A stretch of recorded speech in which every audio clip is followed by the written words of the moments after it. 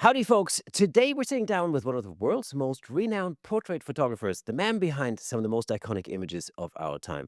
We're talking about what it takes to photograph legends, from building instant connections with your subjects to creating portraits that truly stand the test of time. Right after this.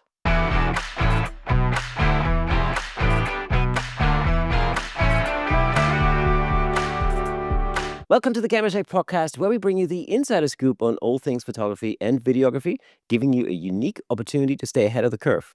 We spent literally hundreds of hours interviewing some of the most renowned photographers of our time, giving you access to knowledge and expertise that's not available anywhere else.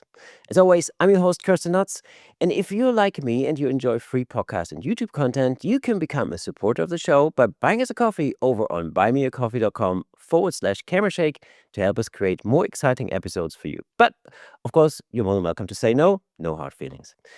Just know that support really does make a difference. Also, if you want to stay up to date with future episodes, tips from our guests, and behind the scenes goodies, you can now sign up for our regular newsletter over at camerashakepodcast.com. Now, without further ado, though, let's give it up for today's special guest, portrait photographer to the stars, commercial creative, and the man trusted to photograph presidents, cultural icons, and legends, Mark Mann. Mark, how's it going, man? After that introduction, I feel like hiding under the table. Wow. Thank you very much. That was crazy. I think you have absolutely earned that introduction for sure. Never. Because I think the problem is when you start thinking that you've earned anything, then you sit back on your bum and you kind of think that you can do what you do. And I think we both know in this photography world that we live in that you're only one day away from being homeless and 2 days away from being in a mental asylum. So I gotta I gotta keep really grounded, and thankfully I have an amazing support system for grounding me. Like my wife, I'll come home from shooting a president and she'll go, "Have you unloaded the dishwasher?" I'm sorry, I put them on. But well, let me tell you about my day. No, we're not talking about your day. You said you'd unload it and then come back. Have you walked the dog? So by the time I actually get in the house, I'm really, even if I'm on a photo high, I'm really brought back down to, I just picked up some dog poop and I'm feeling really good about myself. So that's my life. I think that's important, though, and I feel our wives do seem to have a lot in common, because I get exactly the same thing. It's like, oh, you would imagine who I've spoken to today on the podcast. Can you take trash out first before you tell me that? Okay. This is perfect. And I think if you don't have, listen, and I'm using my wife, who's incredibly supportive and the greatest woman on the planet. But, I have a few people. I have a 10-year-old son that, is just learning sarcasm. And, the sarcasm obviously comes from me, being Scottish and British. And, Scotland, we use a lot of sarcasm because, we're Scottish, right? You got to go there. And I was somewhere the other day and I was talking to somebody, and I'm not like, it's a weird thing, so I'm a photographer. But this guy seemed genuinely interested. We were chatting, I can't remember where I was somewhere, and he says, "Well, what do you do?" I said, "I'm a photographer." And my son just looks up and he goes, "He's not very good." Fantastic. Yeah. I thought it was just brilliant. But I think if you take yourself too seriously, you can't take yourself too seriously. I think, see, and I totally agree with you. I've always thought that one of the problems with taking yourself too seriously is that you take your eye off the ball, in what is that you want to create, because all of a sudden it becomes about you rather than your subject. And if you can hear that dog in the background, that is probably somebody putting something through the mailbox and my dog going nuts. That's probably what it is. Anyway, ignore. That's your dog telling you he doesn't care that you're talking to Mark Mann. He needs a biscuit. Exactly. He's probably just, I don't know, something's going on outside. Anyway, so you're taking yourself too seriously is, it's to me, it feels a little bit like, taking your eyes off the ball. And I'm always already in the next project. And I don't know about you, but I tend to look forward rather than back. Yeah. I think so. I mean, I don't have time to look back because I got to work out. I'm going to pay my bills. So it's definitely about looking forward. Like it's like how can I improve on what I just did to make the next time I do this better, smoother, easier.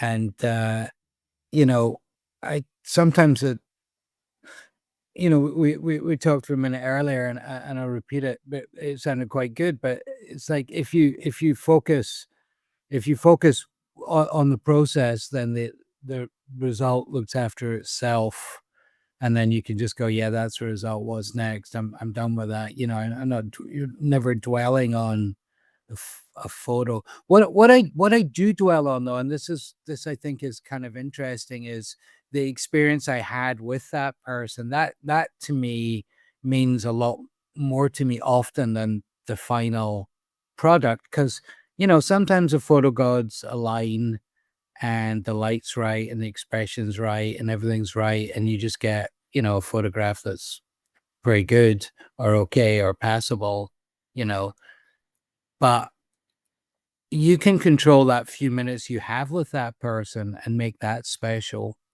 And when I'm telling a story about like somebody I've photographed, it's very rarely like, hi, and this is great because the light on the chin just coming down from there, and I shot at f2 and it's not about that. It's about, wow, Robin Williams said to me, or what I said to him. And it's about that communication and interaction, and that's what stays with me. And not the photo. Often the photo is not worth talking about, but the interaction is. One of the things that I've always found very remarkable in your photography, in your portraits, are the expressions that you manage to garner out of your subjects. What is your process in making somebody um, let down their guard to the point where they give you those expressions? Yes. I think practice. I think every interaction. Listen, I try in every interaction I have in life with another human being, whether I have a camera in my hand or whether I not have a camera hand, to make that interaction. Oh God, I don't want to sound like woo or whatever, but meaningful in some way. I've found over 30 years or 40 years of experience that if you have a nice interaction, you're more likely to get where you need to go from A to B easier. And if I can just forget that I'm in a rush or whatever, and just, how's your day? Everything good? You know, and I just find that if I practice that with everyday life, or make sure I say hello to the guy in the store or whatever, and I think that just that rolls into photography. And I think if you can just realize that you're both human beings, you're both there for a purpose. Maybe neither of you really want to be there, to be honest, but let's get this done. Let's make it as pleasant as possible. Then that usually leads to like the result of, you know, yeah, this guy's all right. Let's just do this and get it done. And that, I'm actually like, well, thanks. That was kind of fun. Nobody's asked me what I had for breakfast. Do Hey, you, what do you have for breakfast? yeah. Oh, well, I did. Oh, you have them at the hotel. Oh, it's good. How is the hotels? All right. I think that's better than, I really liked you in Mission Impossible 4. It's disarming. I think it's about being disarming. And uh I think especially, and this especially with celebrity, that the celebrity human beings, I think we're so guarded and we don't trust anybody. And I think when you try and bring things down and really keep it on a human level of how you doing all right, and you wait to hear their answer, then all of a sudden somebody's like, "Oh, okay, he actually gives a toss about how I'm doing." I, you know, Do you think that especially with celebrities, I would assume that the vast majority of their interactions during the day, especially when they meet people that they haven't met before, the vast majority of those interactions might be on this really superficial level. Like as you said, I really liked you in Mission Impossible 4, rather than on that slightly deeper human level. And do you think that when they encounter you, maybe there might be that's the disarming part where they go like, "Oh, actually, not many people talk to me like that." I think so, and it's I think with when you're interacting with any other human being, it's about first of all, it's about respect. You know, it doesn't matter what the guy comes to my door to deliver a package.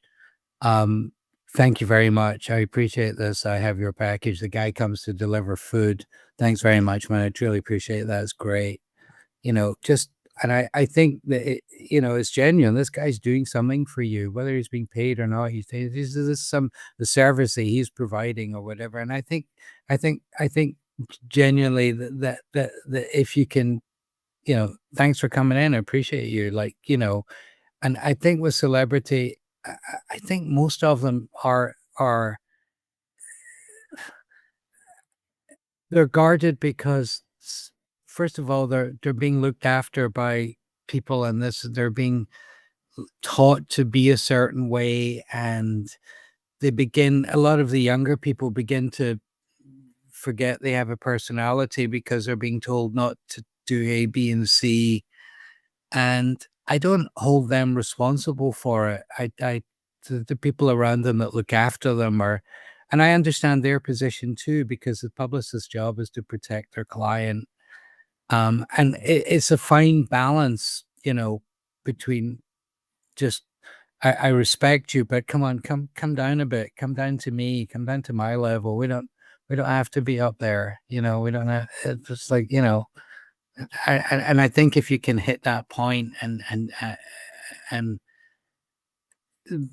be genuine. I mean, if I'm photographing somebody, I maybe do a little research on them. I'll certainly do a little research.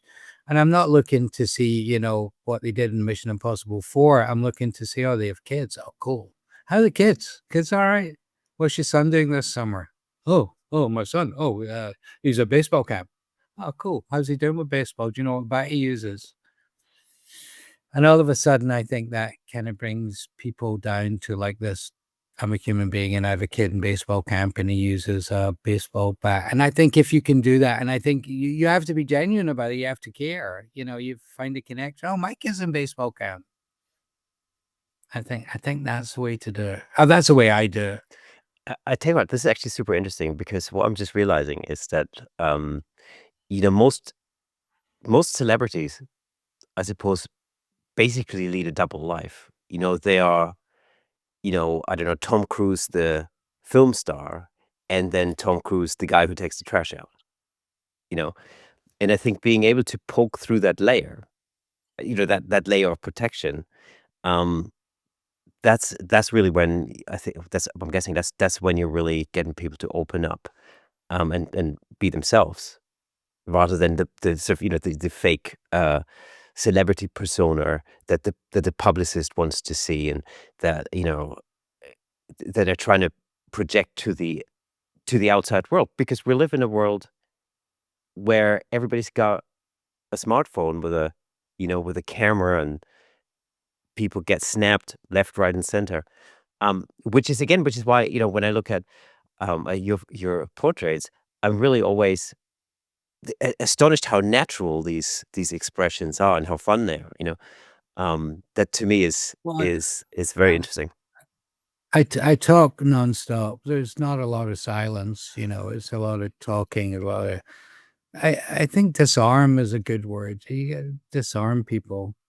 But, and sometimes, often I feel miserably and, it's like there can be like disaster ensues, like, "Oh, this guy talking to me," you know? "This man is talking to me." But it's disarming and it's just it's difficult to decide what came first, whether it was my personality to begin with. I always liked to kinda do that. I did a lot of magic as a kid. Oh, okay. And and one of the things I really loved about doing magic, and I didn't realize this till recently, till somebody told me this, that why kids love to do magic is because they have a little control over adults. Oh, okay. right? That's adults, like, and well, when my friend who's a magician explained this to me, there was a lot of clarity on this, and I really loved that, and I really loved having this little control over people, or being, or having this ability to just, get a reaction, or impress somebody. I don't know if impress is the right word. And it was just always something that, I did discovered photography, and photography became kind of more my tool to do this with. But I think it came from the same place about just having this ability to, to make something happen between me and somebody, and us both leave with a good feeling. I don't know. Listen, there's a lot of people that are going to tell you I'm a complete asshole and this is all bullshit. And you should see Mark on Tuesday when he hasn't had his coffee at midday. Let's hear all the Zen stuff then, you idiot. But I think genuinely, and I'm certainly way far from perfect, but I think that is my way to try and get things done, is by being pleasant and giving people a pleasant experience on interactions. Disarm them. What, in your opinion, makes an iconic portrait? Jeez. Well, I don't think I've ever taken one, but I could tell you a few that I think are iconic. Um, God, it's so hard.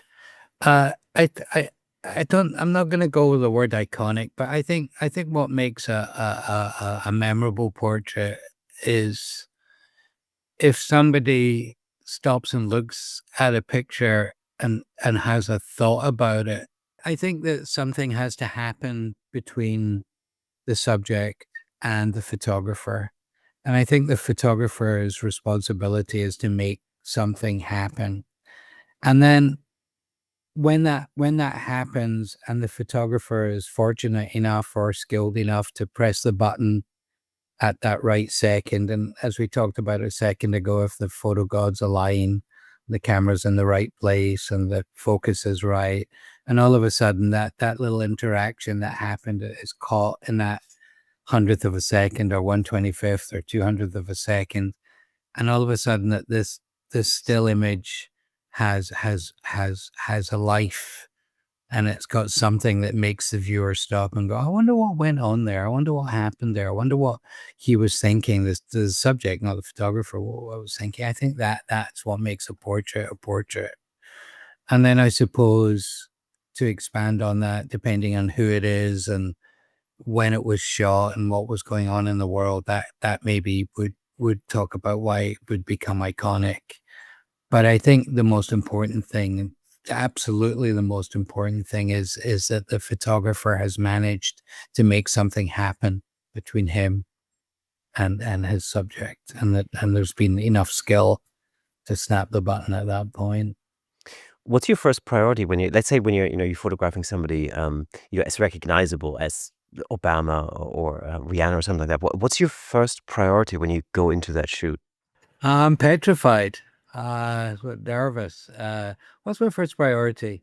Look, I think anybody who's been doing anything for 30 years, right, has certain things that they kind of know.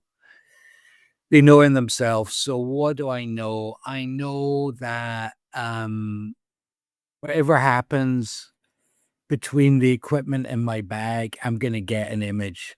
Light will touch a sensor, and that there will be something on the other side of it. I'm confident on. So I'm not going in worried about whether my camera is going to work. Let's be honest. I have another camera in my bag, or my phone if the worst comes to the worst. So that's not a worry.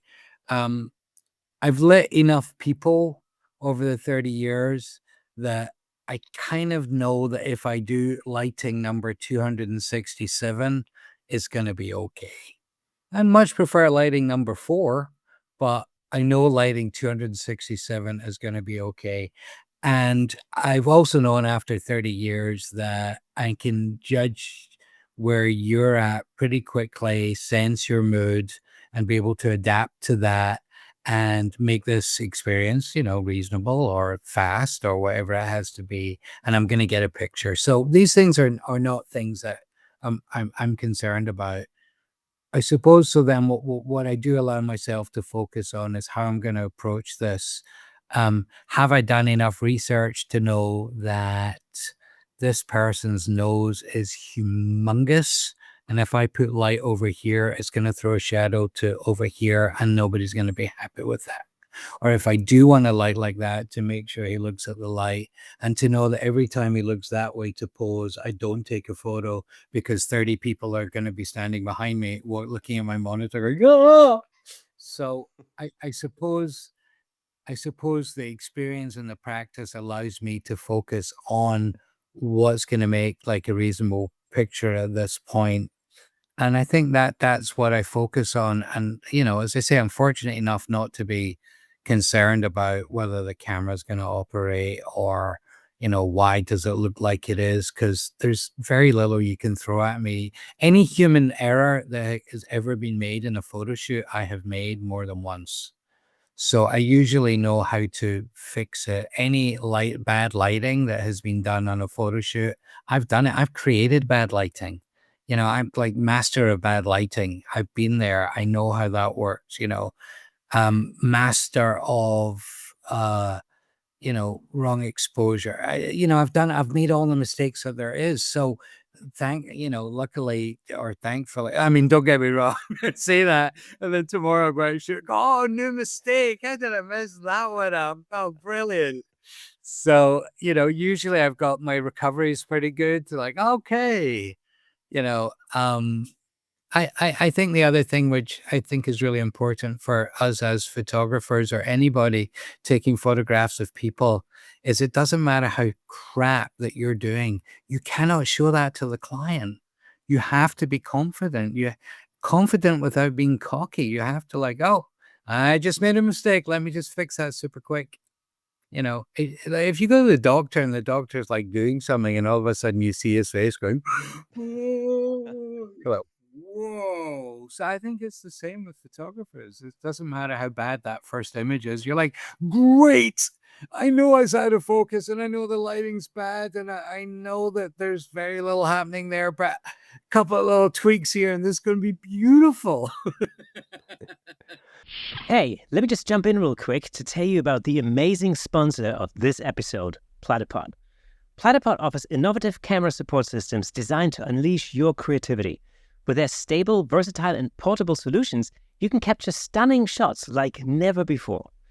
And I'm not just saying that. As the host of the Camera Shake podcast, I can personally vouch for Platypod's incredible products. They've become an integral part of the show. In fact, I'm surrounded by various Platypod products holding up lights, cameras, microphones, and so on. It's really helped to transform the way I make the show and the way I shoot at home, in the studio, and on location. But don't just take my word for it. Explore Platypod's website at www.platypod.com to discover their range of products, including the Platypod Extreme, Platypod tripod heads, and the brand new handle, of course. Make sure to follow Platypod on Instagram and Facebook at Platypod Tripods for exclusive updates, tips, and giveaways. By choosing Platypod, you're not only investing in your photography, but you're also supporting the Camera Shake Photography Podcast. Thanks again to Platypod, our amazing sponsor. Platypod, where innovation never sleeps. You did this one little trick that I sort of adopted when I was first starting out, and I did like a headshot session or like a portrait session or something, and I'd run out of ideas halfway through, and I just had to take a breather to think about what am I going to do next, like how am I going to, what's my next step. So my little backup plan was always I'd go over to the lights and I'd be just moving a light back and forth a tiny little bit, and I'd be like, okay, well, let me just adjust this. And what I would do is it would give me like 10 seconds or something just to get my brain back in order. And from the client's perspective, it was like, okay, well, he's adjusting something to make it better. And then in that would give me the sort of, I don't know, the mental freedom just to come up with the next idea or the next step. And then I'll go back and I'll be, okay, cool, now we're doing this, rather than just stand there going, okay, what we're going to do that. next. I'm stealing that one. I'm Oh, stealing great. that one. Fantastic. I Yeah, often just go, excuse me, I just got to pee. I'll be back in a second. Like run out and Yeah. then come back and, yep, No, I think trying to steal some personal time is a really good idea. Um, you know, I think that's a great one. I will certainly be using that. Oh, fantastic. Unbelievable. I taught somebody else something for once. Brilliant. Yeah, and no, but and it's also, once again, I'm not sure if we talked about it before, but can't take yourself too seriously, man. You just gotta, but we're human beings. We're not saving lives. We're taking bloody photographs. Let's stick to the reality of what we're doing here. Taking the photographs, this That's picture. you're absolutely right. This is actually something I say when, whenever I teach like a workshop or something. That's one thing I categorically say in every session. Is like, look, we're not saving lives here. This isn't like nobody's gonna die at the end of this, right? If you get your lighting wrong, it's not the end of the world. You just, A couple of people have died on my workshops, but that was just, I think, through boredom. Boredom. oh well, Boredom yeah. killed them. That is a possibility, especially on my workshop for sure. How much preparation goes into a shoot? Do you have sort of a mental checklist, or do you spend a lot of time researching the client and or your next subject, and um, how much prep goes into a typical shoot? So I'm gonna tell you a little example of it doesn't matter how much prep goes into a shoot. I try and I'd listen, I do have I have certainly have a mental checklist, and I usually have anxiety dreams, but we can get onto that. But I was photographing a cover of a magazine a few years ago. Actually, it's a long time ago because it's pre-digital.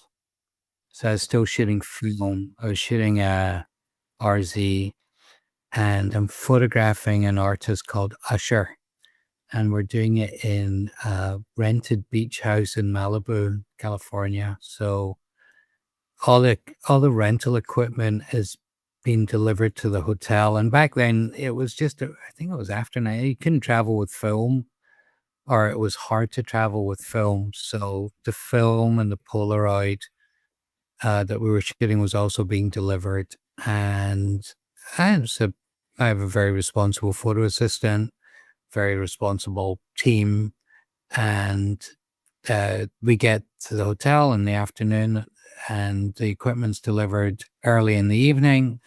And I say to my assistant, "Come on, let's go. Just make sure all the gear's here, make sure the battery's here, make sure everything's there for the morning." Yep, we go through everything. Lights here, batteries here, everything's great. Good, good, good. We leave at 7 a.m. from LA to Malibu, drive up there, get there ready at 8. He's getting there at 9. We want to shoot at 10. Um, get there at 9 o'clock. Um, start shooting a couple of Polaroids, making sure everything's all right. And my assistant comes to me and says, "We have no film." Sorry? They didn't deliver film. Okay, so we have no film. No, we have no film. Okay, we have Polaroid. Yeah, we got Polaroid, but no film. Okay, what are we gonna do? Stay calm. Call the rental place. They go, "Yeah, sorry, we forgot to deliver the film." Okay, can you send it up to us now? Yeah, we're gonna send somebody right away. They will be there around midday. So Usher gets there, and I'm shooting Polaroid after Polaroid after Polaroid. And the art director, I'm waiting for this film, right? I mean, I've used every delay tactic in the book, and I'm waiting for this film, and I'm using every delay tactic. Like, I don't know how I feel about these pants. Can we change the pants? Not loving the pants. They're looking at, what the fuck, Mark? Just shoot the picture. So, and I'm about ready to start pretending to shoot with no film in the camera because it's beginning to be a little awkward. And my assistant goes, "Russian Vogue are shooting 2 houses up. I'm going to see if they have any film, if I can borrow some films." All right, see if I do that. So she runs up, and she comes back. She goes, "Got some film, got some film." So, yeah, okay, so she's borrowed 2 rolls of some film that we don't use. I don't know, it might have been chrome, whatever. I just want film on the camera, Yeah. right? Put some film on the camera, shoot really slowly, like, like the medium format. So there's 10 shots per roll. And I'm shooting like every shot like it's, like a Pulitzer Prize winning composition. Instead of going, I'm like, cool. And it's getting really weird. And then, I'm on like the 18th shot in the two rolls, and I see, because you can see from the beach, we're sitting on the beach, you could see like through the side of the house, and I see like the van pull up, the little messenger coming down, my assistant running up and grabbing the film and come back down and start shooting, and everything went fine. Nobody knew it happened apart from me and her. So I think, it doesn't matter how much prep you do, you're always going to run into disaster. Um, and so yeah, definitely a mental prep. Do I have all the equipment? Do I have everything I need? So and mental. And then if I'm not sure who the person is, a little bit of research, a little bit of like what have they got in common, a little deep dive, or try maybe phone somebody who might know somebody who knows them, or something like that. But not too much. What I try not to prep too hard. Do you not love how my camera's going in and out of focus here? It's arty. What a professional I am. Man, that's crazy. If I had the time, I'd go back and see what focus settings, 'cause I think there's a weird focus setting. Or it could be a certain camera brand that I use all the time, which I'm not gonna mention, that begins with L, that doesn't have great eye focus, maybe. Well, Mhm. maybe, I don't know. Maybe. Uh, I'll ask my dentist and next. as your dentist does probably know. So, yeah, but I think what I don't prep too much is, I kinda think I don't like I'm gonna lighting, I have an idea of what I wanna do, but I if I over prep, then what happens is I'll set up the lighting that I want exactly, and then I'll get, like, irritated that it doesn't work and try and flog a dead horse, and why is this not working? And instead of like, "Yeah, let's try this. This is how I'm feeling this is gonna like, I'm looking at your face, your eyes are a little more inset than I thought they'd be, so I don't think I want here." And then very quickly be able to just pivot to something completely different when something's not working. I think that's key. So mental prep. But as I was saying, I have anxiety dreams all the time before I shoot. So last night, I'm not shooting today, so I'm not sure why I had this anxiety dream, but I was doing a thing where I had like I often just put it, well, not often, but sometimes just put it out there, "Hey, you want a portrait from Mark Mann? I'm gonna open my studio from 9 till 11, make an appointment." And I love doing this because I shoot like 100 portraits in a few hours. It's great practice for me. It's good fun. And I was doing one of these, and it was my typical anxiety dream that I'm ready and I got my camera, and my camera's at this point made of chocolate and it's just melting all over my hands. And I'm like, "Well, where's the other camera? Do I have another camera?" And I can't. So, like, I get anxiety dreams all the time It's from. interesting that you were talking about film earlier. Was that the transition from film to digital? Was that something that you welcomed at the time, or did you get dragged into the digital world, kicking and screaming? No, not at all. Around that time, I did a cover shoot for a magazine called The Source Magazine, a hip hop magazine back here, and I can't remember exactly who was on the cover, like 3 or 4 people on the cover. One of them was Lil Flip. I don't know why I remember that. I could probably dig it out for you, and we did this cover in Brooklyn. And the stylist made some choices that these artists, those 4 artists, were gonna be in suits, shirts and ties and suits. It was really it was really ahead of its time, and we did the shoot, I think, on the Tuesday, and I think the magazine published the following Tuesday, and sent the film for processing, sent in all the Polaroids. I think the next day got the film up to the magazine, and the editor in chief was like, "This we can't. This is not putting these guys in suits on the cover of the Source. We got to reshoot." So 2 of the artists were in LA. They couldn't travel. So I think I can't remember exactly the time, but basically it was like, well, we don't have time to process, retouch, print this, get you prints by your deadline for your print. So we're gonna have to shoot digital. Like, what? There's a camera that will actually do that? Yeah, it was an 11 megapixel phase, no, not phase, leaf camera on the Mm. Contax. and I'd never shot digital. I did, really properly. I had the digital tech, and I went out to LA. I shot it that day. The digital tech prepped the files as TIFFs or whatever. I can't quite remember the process. I got a red eye home. I retouched it on my laptop on the way home because I was fairly efficient retouch at that point. Brought the files straight to the magazine in the morning, final files. They put them up on their screens, went to the printer, and it was printed, I think, the next day or whatever. And at that point, I knew that film was done. And I just thought, yeah, I'm just going with this. It's done.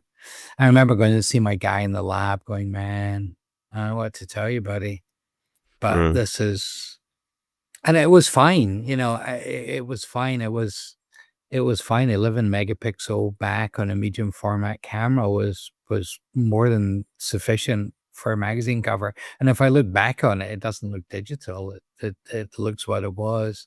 So I think then for the next maybe 6 months, 8 months, I never bought a digital camera, but I was kind of, you know, doing both sometimes. And then all of a sudden, I think I bought the 11 megapixel bag for my contacts, and it was all over. It was It's absolute interesting. hell. I remember Moose Peterson told me a very similar story. He was at the time he was shooting. I can't remember whether it was a cover or a story for National Geographic, and he was somewhere in Canada or whatever, looking at a hole in the ground. And literally, the first time he shot digital, those files had been sent over to the magazine and printed in the magazine literally within 24 hours, and that was like, that was life changing It, across the continent. it was crazy because I think what I really find hard about it, and I still find hard about it to this day, is that there's no time to think. There's no like sit back, panic for 24 hours about how your film's going to come out. You're looking at these 10 or 12 or 20 little Polaroids you have going, oh, that was the shot. Do I have it on film? I don't know. I don't know. And then you would get it back and you would be able to just have that processing time. Now, often it's like the shot is marked on set. It's like, yep, that's the one. Yeah. And as we talked about not going back, it's like you don't look at I'm never looking at that shoot again. It's done. It's done. It's like that's what I'm retouching or whatever. And then I think I genuinely miss that breathing space between making a photograph and, handing it in. I miss that space. Do you sometimes still shoot on film just for fun?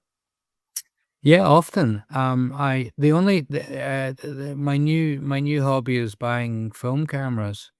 Oh, cool. Great. We have a common hobby. Cool. What I've been using right now, which I'm really loving, is oh, I got this RZ, Ooh, which I grew up with. This is my nice. camera that kind of made my career. But Yeah. this wonderful lady in Japan made me an Instax square back for it, Oh, wow. Okay. which is really cool. So dark slide eyes, take the Nice. photo. Um, but let's see. I was actually looking Also, at buying an RZ only a couple of weeks ago. you're in exposure, and I can't be bothered going to get my light Mm. meter out. But let's see. So we do this, and take the dark side out. I'm gonna take a photo at a 30th of a second, or not, as the case may be. There's our picture, and then what's really I'm trying to make it do. Then first the little Instax back. Oh, wow. I have no idea. We'll look at it in a couple of minutes, but I just guessed the exposure. So, Oh, so fantastic. I've been enjoying that, and it's when you scan them, it's really nice. It's just a process. It gives you a little more time to think about what you're doing. So I still shoot some large format. I shoot 35 millimeter film. I have some Leicas and M2, which I love to shoot. But I'm not that guy that's like, I only shoot film on commercial jobs. shooting film is for fun, it's for fun, or it's part of what I'm gonna do on a commercial job. So the thing that I'm just recently, well, but for the last years that I've enjoyed shooting Ooh, beautiful. is C330. yes, it's Yeah, a beautiful camera. I love mag it. It's so much fun. magnificent. It's It's so much fun. magnificent, magnificent cameras, and it's not about better, it's not about worse, it's about different, it's about using your muscles differently, your eye muscles, the way, we're looking down instead of looking out. I Listen, digital is phenomenal, but it's nice as photographers to mix it up and challenge ourselves and, like, Yeah, find that we're not just calling it in all the time. I find, I mean, yeah. And it's about switching up the process as well. It's because it's exactly what you described earlier. This having this little bit of time and just taking the time to take a picture and going through a process. I love that, and the fact that there's certain limitations, which I'm a big believer in creating some limitations to yourself in order to push your creativity a little bit, and I agree with you. just having 10 shots in a row, or well, on the C330. It's really 11 Yeah, and a 12. half. Well, it's 11 and a half because the first one never, you get half of an image in the first one. That's how my camera Right. rolls anyway. So it's really, yeah, 11 and a half. Um, This so strange you say that, because if you stand beside me when I'm shooting, you're gonna hear me counting. Because even though I shoot digital, I'm so used to shooting the RZ for so long, where, I knew at frame 10 there was going to be a break.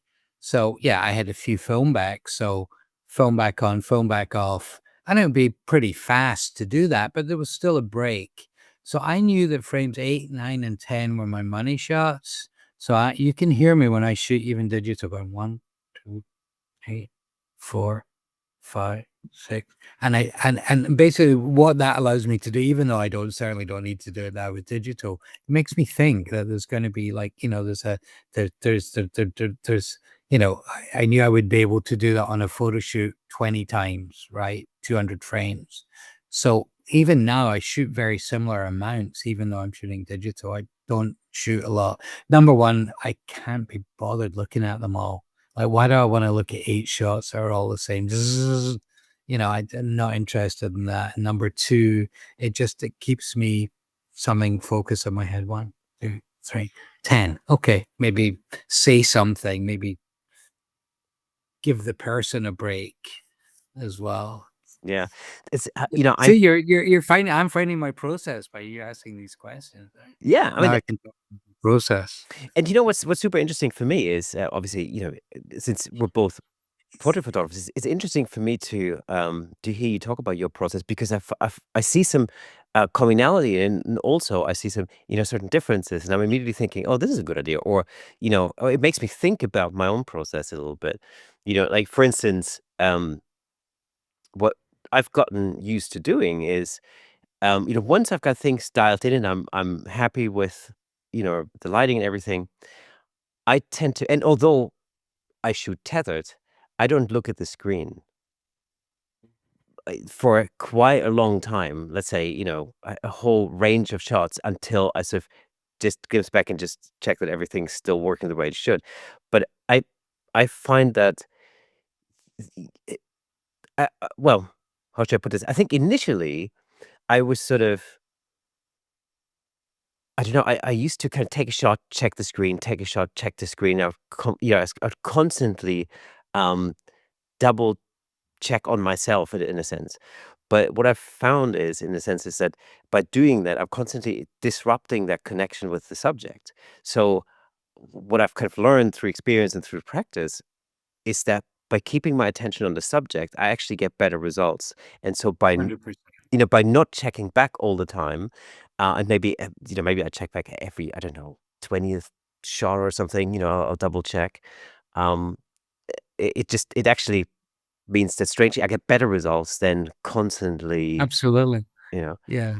I'm extremely fortunate in that situation that I usually have somebody. I'm not a digital. I don't use a lot of digital techs. If a client is willing to pay for it, then I'll do it because they like them sitting there. But it's not like it. But usually, often I have an assistant, and I think what I never say, I'll just say, "We good?"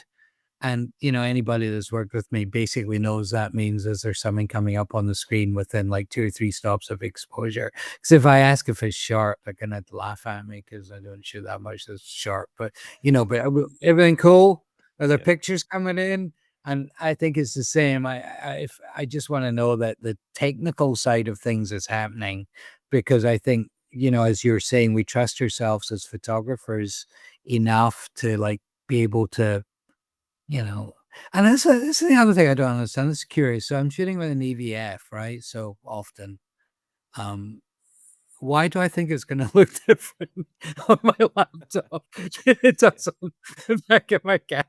It's like, well, oh, that doesn't look very good here, but let me look on this. Oh, much better. It's like, if it looks fine there, it's going to look fine there. Yeah, and If it's shite there, it's going to be shite there. exactly, but you know what I've started doing, is especially when I know that the end product is gonna be black and white. Ooh, oh, nice, okay. It's a little underexposed there. I might do another one, but we'll see. It's But this is fun. That's my fun toy for the day. I'm loving the Instax back for the RZ though, that's a Yeah, really cool idea. good fun. Super sharp. Yeah, Super sharp. No dynamic range, but super sharp. yeah. I'm a big Instax shooter. I've got several Instax cameras up there. This is also a great way to get my daughter involved in photography, because Oh yeah. it's this instant because this is the thing, kids nowadays grow up in this digital world, and of course they're used to taking photos with their phones, but there's a major, major difference between taking a shot, then waiting for it to develop, and then actually having something tangible in your hands. It's something, weirdly, it's something that generation is just not used to, and so it's different, and so therefore, for some reason, it's cool, apparently, so I'm told, or on fleek or whatever they call it these days. I'm probably already Sigma. out there. Sigma, that's what it is, Sigma. exactly, yeah. That's That's Sigma. Yeah, that's mid. Mid dad is mid. Mid? Mid's that good? Bad? yeah. Yeah, I'm completely, I'm always, like, at least 6 months to 12 months behind with any of it. How old are your kids? So my youngest was 14, so she's still in that so, my kids are 14, 21, 23. So the older ones are, they're How can you kind have a 23-year-old? You're only 34 yourself. Thank you very much, but that's probably that's the camera, that's the lens and the filtering, and all of that kind of stuff. That's why I'm going in and out of focus so you can see actually my wrinkles here. This was planned. Well, it's a black mist filter that takes care of my wrinkles. I think that's what it's really, thanks to modern technology. But yeah, so, the 2 older ones, they actually communicate like adults, like humans now. My 14-year-old, she's in that, like, trendy phase, where, like, trendy words like that are important for some reason. So yeah, I'm desperately trying to catch up with or keep up with whatever. As my niece is coming over on Thursday. She's just left high school and she's going to I might be right. Anyway, what I do know for a fact is that she signed up to be the photographer at the newspaper or whatever. And I love the fact she's done it. She's never taken a photo in her life apart from on her phone. So she got a bit panicked and she's coming over to kind of learn photography. Um, and she's lovely. She's an amazing woman who I have amazing respect for. And I said, "So what time I've got some time on Thursday. What time can you come?" She said, "Well, I've got like half an hour between 3 and 4." I was like, "Yeah, it's more than enough time to teach you photography. No problem. Half an hour is great. Everything you need to know, we could probably." And she didn't think I was being sarcastic, and it's not her fault. But it's just so, as you're saying, the expectation of of that mind. My kid is exactly the same. Like if like it takes 5 minutes to do anything and it's free. Pay for it? Why would I pay for a song, Dad? Because so and I don't know if I ever go back. I don't, and I've got no. Listen, I use so much of the modern world myself. I suppose it only irritates me when it's within my profession. I don't care who else is careers are being destroyed by it. But when it affects me, you know, so it's really interesting. And as you say, it's like my kid is also interested in Instax and digital and being able to hand something to somebody or put it on the wall. And I wonder if it's a kickback or a reversal or if it's just, I don't know. I don't know. It's just trying to embrace what's happening now. I always love it when my kid calls it retro, you know? She looks at retro tech, and I'm thinking, I grew up with CDs. You know what I mean? Or like vinyls. Wonderful. Yeah. Do you know what I'm loving? Do you know what I'm loving about our screen right now is you see your logo right on the corner there. How good that looks on the black t-shirt. You I see I was that? thinking the same thing. I was thinking exactly the Yeah. same thing You earlier. got Yeah. you got to make some black t-shirts with your logo right there. It's great. Well, they may or may not exist. If you're listening to this, if you sign up to the newsletter on camerashakepodcast.com, you may or may not very soon receive a newsletter that will or may not outline how you can purchase some Camera Shake podcast merch. You know, but I didn't say it here first. You could use this as advertising. I give you permission. You ready? Hang on. Perfect. There you go. That's a screenshot right there. The thing about it's actually interesting you mentioned that. I've had these discussions about free music in particular. Yeah, this kind of translates into free photography and all the rest of it. But I had this discussion with my stepdaughter about free music, and now that I come to think of it, I completely agree with you because I myself, the minute Spotify, for instance, announced that the fees go up by £1 a month or something, I'm outraged. What? Unbelievable. Well, it's like £11 a month. That's unbelievable. How dare they, right? But at the same time, of course, I'm having these discussions with my kids who are like, oh, music should be free because it's art and it should be for everyone. And I'm like, well, but if you're a musician, like I was for 25 years, I was a session musician. The reason why I don't get any royalties is because music is not worth anything anymore. It's completely devalued. Like every time you hit play on Spotify, you know, like you listen to 1,000 songs a month for less than an album used to cost 20 years ago. So and you wonder why. And it's so funny you should say that. I'm gonna take it a step further. My son is like, but I'm saying, Tenny, music isn't free. He goes, I have Spotify, it's free. I'm like, no, no, no. First of all, I pay for Spotify. It's free Yes. to you. Yeah, yeah. Exactly, exactly. Well, this No, is it. I agree. I agree with what you're saying, and that's why, like, I'm not. I tend to.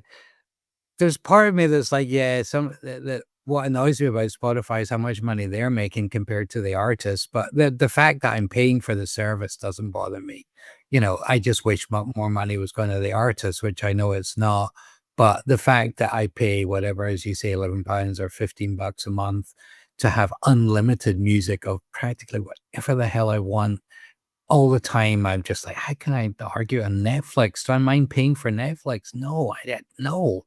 This is great, so I'm quite good like that. But I just wish more money was going to the artists and not into the pockets of the. But I suppose if I was buying records, I could be saying the same thing. I wish more money was going to the artists rather than the record companies. So and I think what's really tough, and it's the same for photographers, it's really hard for it was so saturated that even if you're so good to get your stuff out there to sell prints or sell yourself, it just gets harder and harder to stand out. You I think know, was I that's why think I think. Sorry, just one five. That's why I think that's why I'm hopeful about AI. Is that I think if everybody starts using AI, the people that aren't using AI and are actually because AI is, as far as I understand, can only make stuff up to what we've done. So, it's not making anything new. So if you're in a position that you can actually do something new or something better, then I think you might actually stand out. Sorry, just a so. I tell you what my take is on AI. Because you wouldn't believe how often I get the question. I'm actually holding a talk on Friday that is entitled "Photography is Dead." And during that talk, I go through all of the different moments in the history of photography when we as photographers were told that photography is dead. You know, when plate, changed to film photography, when medium format switched to 35 mil. When 35, when it became digital, when Photoshop came. I mean, photography's been dead so many times. But the the thing about AI, and this is of course the latest thing is AI, or the occurrence of AI. But here's the thing. My thought about this is this. You can buy shoes at Tesco's or Walmart, you know, or Target. Apparently, one of my daughter's favorite store in the whole world is Target, although she's never been to one, but it's what she sees on Instagram. You can buy shoes at Target or Tesco's over here in the UK for virtually no money at all, like £5 or whatever, right? So the shoemaking industry has been completely devalued. But if you buy shoes from a Italian cobbler somewhere in Venice or something who, hand makes them, and has done so for the last 200 years or something, you'll s you'll pay an absolute fortune for those, and that's the difference, I think, in photography, just the same. You know, the stuff that's handmade, that's made with, with quality in mind will only rise in value. That's why we pay more for stuff that's handmade. No matter whether it's a handmade belt, it's always gonna be more expensive than one that's been run off in a factory, or Mhm. whatever it is. Um, Mhm. there's always gonna be value to that in a sense because it will become rarer, and rarity has a value. That's why gold is so expensive, ultimately. I agree. I really agree, and I think it's another tool, and I kind of like using it. It's such fun. I mean, I make myself explode. I explode other people. I just having fun with it. Um, I suppose with anything that what kind of worries me is the people that will use it nefariously. But I mean, people have been using Photoshop nefariously for so just because it's easier to, but I'm still hoping. I'm old enough. I don't really care. I'll be dead anyway. But I just hope that I can just have fun with it and enjoy it and whatever. And it does give me a bit of a kick to like type into AI, make a Mark Mann style portrait of so and so. It's like, wow, it's better than I could do. Yeah, yeah, okay. Well, tell you what, I mean, as an idea generator, I think as a, like a scrapbook, it's amazing, because, I found that, when I'm preparing for a shoot, I'm just trying to gather some ideas. It's actually very often it's actually easier in many ways to outline that in a number of prompts, than to even go through Pinterest to get some, to get some ideas. And that in itself is easy enough, but it's just another tool. I'll still go through Pinterest to get some ideas. Yeah, it's another tool. It's great. I love it. I've had such fun with it. My mom riding on the back of my motorcycle with me did not happen in real life, but I have a video of it. Exactly. Well, the whole video thing, I mean, most recently, I've come across these, Yeti videos. Have you seen those? Oh yeah, they're funny. Well, the first three are funny in that. Well, So, yeah, or 30. I don't know how many I've watched. I've watched many yeah, of it's a those. pain. Yeah. They kind of got in the beginning, they were really cool. I think then they sort of went off the rails a little bit. But some of the realism in those is actually really fascinating. Like, from a filmmaking point of view, some of the details are fascinating. I remember this one thing, and I think I mentioned in another episode as well. There's one particular video where he's vlogging and he's running through the rainforest, and he's, like, being chased by whatever, and, he's talking to the camera as he's running, and it's raining, and he's in the rainforest, and there are water droplets on his lens, and you go, "That's actually a remarkable detail," you know? Yeah, totally. Even if I was shooting that as a director, I'm not sure whether I would have thought of that detail. Yeah. Yeah. But even like in saying that, and this is a thing, even though you say you might not have thought of it, somebody has because somebody has had to for AI to. Whereas if you were making it, there's potential that you would have thought of something that nobody else has. And that's what AI will at the moment can't do. is think of something that a human hasn't. And, it's scraping all this stuff from the internet and, this is like, whatever, it can only do what was being done before. It's like, it's not gonna cure a disease, it might well, maybe it is, but it's like, I don't know, I'm just embracing it because there's no point in not embracing it. I've told ChatGPT not to just agree with me. I said, "ChatGPT, don't just agree with me. I wanna hear your honest opinions on these things. I don't want you to just tell me I'm right all the time." And now it's very argumentative, so I might put it back to the other way. And the nice one was just agreeing with me. Ah, if I did that to my ChatGPT, it probably would all of a sudden try to imitate the voice of my wife or something. I don't know what's going on. But, see, my wife never watches this podcast, so I'm safe. That's what she tells you anyway. Yeah, well, what has surprised you the most when it comes to working with, like, A-list celebrities? I think people are just surprising. I think I've been surprised a few times where, as we talked in the beginning about, breaking down that and finding that the person behind the celebrity. I mean, I like, the people I enjoy photographing the most are not actors and actresses, but like Nobel Prize winner, a president, an athlete. I find these people much more interesting because an actor's an actor. I mean, God bless them. They might be good at it, but they spend their life pretending they're somebody else. And I don't really I value it, definitely value it, and I don't have that skill. I certainly couldn't be an actor. But it's not a skill that I it's not something I rate. So, it's like photographing somebody like President Clinton, and having President Clinton talk to me about a meeting he had with Nelson Mandela. It's just like that opportunity that sometimes when you just are able to you talk to somebody on a human to human level and they just give you an insight or a little bit of information about their lives, it's just so fascinating.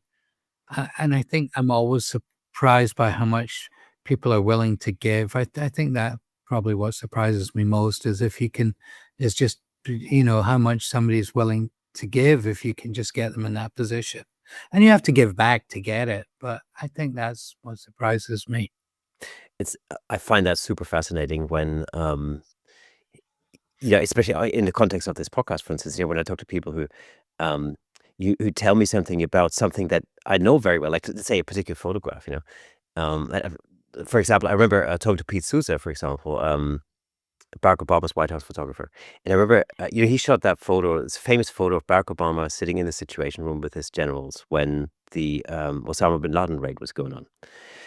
And so that shot was taken by Pete, and he was in the room when it happened.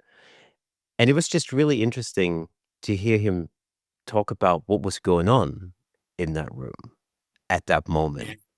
And, I remember listening to him tell me, and I'm like, "That is incredible."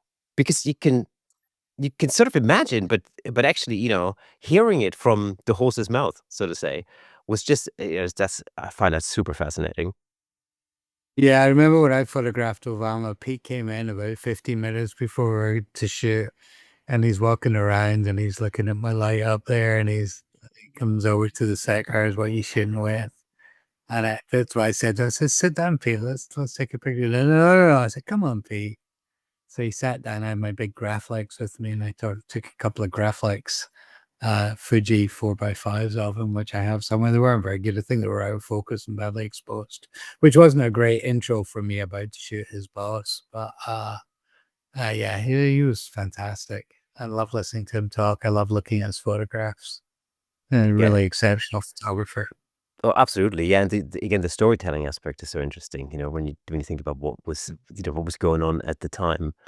Um, is there a portrait that has, like, a very specific, sort of personal, um, importance to you?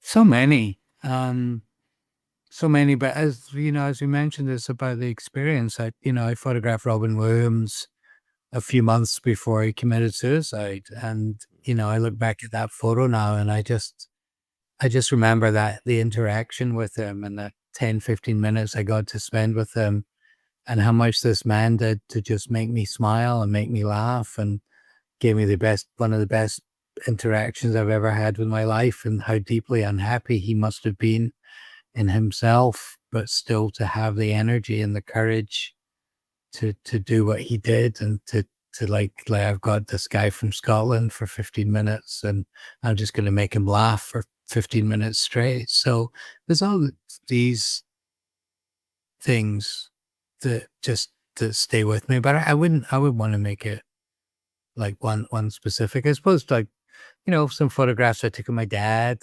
mean a lot to me because he's not with us anymore. Um, but usually when I photograph somebody, it's like next time I photograph you, I'm gonna do it this way. So there's like a lot of these stories I feel are half written, and Yeah. sometimes they get written, sometimes they don't. How much time do you typically get, on a shoot like this? Or is there a time limit, or how Yeah, it because that's could quite interesting. vary. And Obama, I go 7 minutes. I was supposed to get 15, but he was late for a meeting with the Prime Minister of Greece because the Greek economy had just collapsed. So, and I was like, come on, Mr. Obama, Mr. President, really? What's more important? Me taking your photograph here? Or are you dealing with this Greece situation? Because I know what I think's more important. Make him smile. Uh, and sometimes you get way too long. It's like, Christ, what am I going to do for the next half? I photographed Martin Scorsese, and a couple of times I've photographed Martin Scorsese. And apparently, Martin Scorsese is very, very famous for giving photographers 5 minutes. And that's kind of the catch line. I remember being on a couple of calls with the publicist and the whatever, well, you come in, you set up, Marty will give you 5 minutes and then you're done. He's not going to give you more than 5 minutes. All right. And, get to there was a press junket at a hotel. We got a suite, we set up. Somebody comes in from Marty's team, says, Marty will be here at 2:35 and he's be out at 2:40. He's going to give you 5 minutes. All right. No problem. I got it. 5 minutes. The guy comes in, brings some water and tea in, from the hotel. Marty's only going to give you, I'm like, yeah, I know, 5 minutes, 5 minutes. So Scorsese comes in. I'm Mr. Scorsese. Such a pleasure to meet you. Have a seat, sir. I take like 15 frames. I look at the monitor. I know I've got it. I mean, I knew what I wanted to do. I knew I'd got it. It's just really ballsily said, Mr. Scorsese, they told me you're going to give me 5 minutes. I've taken 1 minute to take photographs. Can we spend 4 minutes talking about movies? Because I'm really fascinated by movies. And he cracked that because I've never heard that one before, son. You take as long as you need. So, it depends. It depends. Whatever. But I try and be finished before my time. I mean, my worst is we say, okay, time's up. But nah, I'm always like, all right, we got it. Let's go home. That's a much better way to end the shoot. Yeah, oh yeah, absolutely, definitely. How do these shoots come together? The reason I'm asking is because, I recently spoke to, Mark Vieira, who, um, used to, assist George Orwell, back in the day, and then, has written several books about George Orwell. And of course, Harrell used to work as a studio photographer. So he was basically employed by the studio, shooting all the actors for the leading men and ladies for MGM and Paramount and so on. But how does a shoot like this come together today? Does it go through the publicist, or how does that work nowadays? Usually publicists. So there's it depends what, let's say uh magazine cover or something. I did one recently. Doesn't a very nice young man who directed. His name's Benny. You have to cut this bit because I can't remember the guy's name. Magazine cover I did recently. So I get a call from the magazine editor. Hey, could you want to shoot so and so's cover? Just the budget. And then I go, yep. And they go, okay, I'm going to link you in with a publicist. And the publicist says, so and so is available between now and now. And I then maybe my agent, depending on what it is, will say, okay, what's the budget? Are we doing a studio? What's happening? And there'll be some back and forth. And then we'll agree on a time and a place, and then I show up, take my photographs, and that's usually it. Or they come to me. So there's a billion variables. Sometimes they only, he's only in town for an hour. Can you show up in the publicist's office? Yeah, sure, we'll come up there. Or sometimes like, oh, he's available all day. He can come to you. What time do you want him? So, or her. So, it's all variables, but it's usually done through a publicist. If it's for a movie, then there's a movie publicist involved. There's a personal publicist. Sometimes their agents involved. And the only way to navigate it is just to smile and be polite and just, okay, whatever you guys need, however I can make this easy for you, because I know when I get there, it doesn't matter how much they're describing how difficult this can be. It's never difficult. It's photograph, set up a backdrop, put up some lights, take some images, make everybody smile, go home, get paid or not. That's it. Yes, I've just realized I need to get myself an agent. That's the way to do it. Agents are great, but listen, an agent doesn't work for nothing. My agents are absolutely phenomenal, but they earn every penny they make, and I'm very pleased to give it to them. Yeah. When you first started as a photographer in the very, very beginning, did you ever see yourself doing what you're doing now? No, I didn't know what I wanted to do. I don't know. No. I just thought photography was cool. It was a cool job. Get to smoke cigarettes and drink coffee and have a camera. Yeah. Yeah, photography. No, I don't. I still don't see myself doing what I do now. Well, I say, No, I'm not being funny. I'm not being funny, man. You just like, as you say, it's like you stand in front. They did some B&H at the Build conference last week or 2 weeks ago, and somebody asked me to speak, and I go into this room and it's full of like 700 people on it. Like I was like, why are they here? They're so wasting their time listening to this nonsense. Um, so, every day is a challenge. Every day, there's pressures of bills, there's pressures of everything else, there's pressures of family. And I just don't like give myself time to, how can I do this better? How can I, how can I get another job tomorrow? That's what it's all about. yeah. Was there sort of a turning point in your career at some point where you realized, well, actually, this is, I can do this for a living? If you ask my wife, she'd tell you I still can.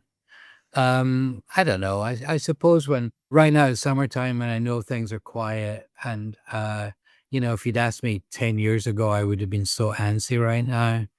And this year I'm just kind of trying to enjoy, like, yeah, it's a little quiet, not that much going on, trying to catch up and stuff and not driving myself crazy. I suppose that's a bit of a turning point, that I'm not just going nuts, that I don't know what's happening.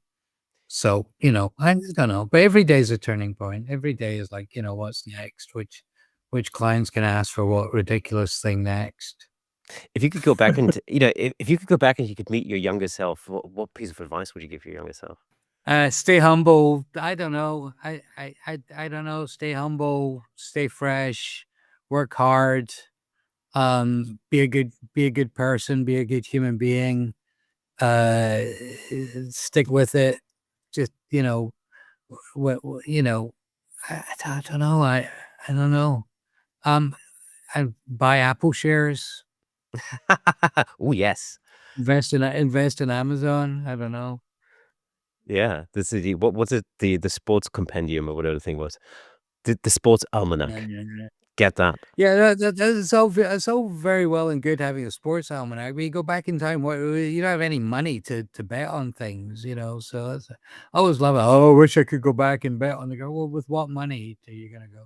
There's a great Stephen King book about that, which 1954, whatever, is a great book. If there was one tip you could give anybody who's thinking about getting into the portrait photography game in 2025, what would that tip be? I think practice your craft. Take photographs, practice your craft, have a purpose for why you're doing what you do. Have a purpose for why you're putting a light there, have a purpose for what f-stop you're using, think about these things. Practice your craft. If you feel that your lighting is not where you want it to be, practice. If you feel like you get a little lost technically when you're shooting, practice. And I just think, the more time that you practice your craft, I think the better you'll get at it. And don't think about the big picture all the time. Stay in the weeds. How can I do what I'm doing today better? I think I just think it's like anything else. The more you do it, the more you practice, the easier certain things become that allow you to focus on the things that matter within the shoot. Fantastic, Mark. It's been an absolute pleasure having you as a guest on the Camera Shake podcast. Thank you. Okay, folks, that is it for today. What an incredible conversation with Mark Mann. The stories behind those portraits are just next level. And as always, before we go, let me recommend another episode that I think you'll enjoy. Check out episode 262, where I talk to Yannick Vasio about how to future-proof your photography business. I'm sure you'll love it. If you enjoy our content, consider supporting us over at buymeacoffee.com/camerashake. It helps us keep creating more exciting episodes for you, and we really do appreciate every bit of support. Also, don't forget to sign up for our newsletter at camerashakepodcast.com. You'll get early heads up on future guests, behind-the-scenes content, and useful photography tips delivered straight to your inbox. And for those of you listening to the audio version, did you know there's a full video version of this podcast over on YouTube? Head over there, search for Camera Shake Podcast, and you'll be able to watch all past episodes in glorious Technicolor. And if you're already on YouTube, do us a favor, drop us a comment, hit the like button, ring the bell, and share the episode with a friend. Your engagement helps us reach more people around the world. Thanks for tuning in, and remember, a new episode drops every Thursday. Until next time, keep shaking things up in the world of photography. See you next Thursday.